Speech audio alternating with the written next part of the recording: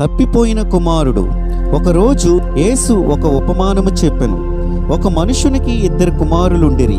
వారిలో చిన్నవాడు తండ్రి ఆస్తిలో తన భాగం ఇవ్వమని కోరాడు. అతడు తన తండ్రి ఆస్తిని తీసుకొని ఇంటిని విడిచి దూరదేశం పోయాడు. అచ్చట తన ఆస్తిని దుర్వ్యాపారం వలన పాడు చేసెను. ఆ దేశమందు గొప్ప కరువు వచ్చినప్పుడు అతనికి ఏమీ మిగలలేదు.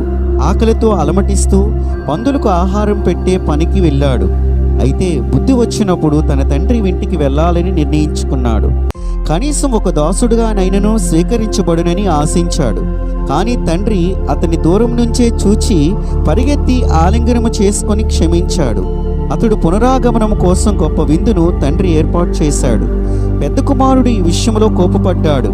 ఇది అన్యాయమని భావించాడు. కానీ తండ్రి అతనితో చెప్పాడు, ఈ నీ తమ్ముడు చనిపోయి తిరిగి బ్రతికెను, తప్పిపోయి దొరికెను, కాబట్టి మనం ఆనందించాలి. ఈ ఉపమానము ద్వారా మనం ఏమి నేర్చుకుంటాం? దేవుని ప్రేమ కనికరము అపరిమితమైనదని, మనము దూరం వెళ్ళిన పశ్చాత్తాపముతో తిరిగి వచ్చినప్పుడు ఆయన మనల్ని సంతోషంగా స్వీకరిస్తాడని నేర్చుకుంటాం. Amen. God bless you all.